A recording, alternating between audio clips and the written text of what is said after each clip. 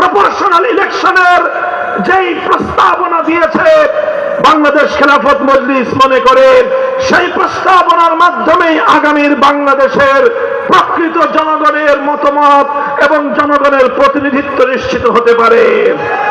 ইতিমধ্যে জাতীয় ঐক্যমত্য কমিশনে উচ্চকক্ষে সংসদ গঠন হওয়ার সিদ্ধান্ত চূড়ান্ত হয়েছে।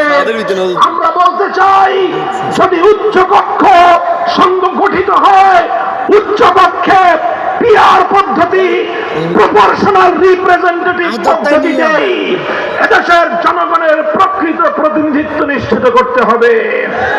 ভিন্ন কোন ব্যবস্থা বাংলার তৌহিদি জনতা মানবে না। এদেশের শান্তিকামী প্রকৃত মেহনতি মানুষ অন্য কোন ব্যবস্থা মানবে না।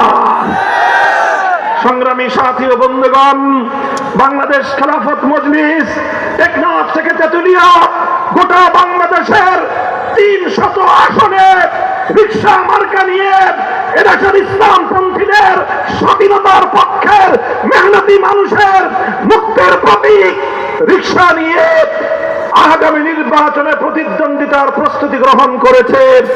আমি আপনাদের কাছে জিজ্ঞাসা করতে চাই, আপনারা এদেশের অনেক রঙের রাজনীতি দেখেছেন। একবার আপনারা দেখেছেন সোনার বাংলাদেশের রাজনীতি, আরেকবার আপনারা দেখেছেন নতুন বাংলার রাজনীতি, আরেকবার আপনারা দেখেছেন ডিজিটাল বাংলার রাজনীতি। এবার আমরা বাংলাদেশে দেখতে চাই ইসলামের রাজনীতি।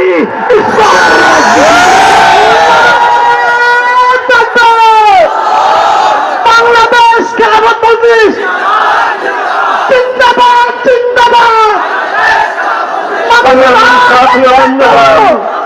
সংগ্রামী সাথী ও বন্ধুগণ, আপনারা মনে রাখবেন, জুলাইয়ের ঐতিহাসিক বিপ্লবে সহস্র তাজা প্রাণ বিসর্জন গিয়েছে একটি জুলুম আর বৈষম্যহীন একটি রাষ্ট্র এবং সমাজ গড়বার জন্য। কথা বলেন ঠিক কিনা? হে বাংলার তৌহিদি জনতা, হে বাংলার বঞ্চিত আপামর জনতা, আমি তোমাদেরকে আল্লাহ রাব্বুল আলামিনকে সাক্ষী রেখে তোমাদেরকে বলতে চাই, মনে রেখো, চূড়ান্ত বৈষম্যহীন সমাজ যদি গড়তে চাও, মানব রচিত তন্ত্র মন্ত্র দিয়ে সম্ভব নয়।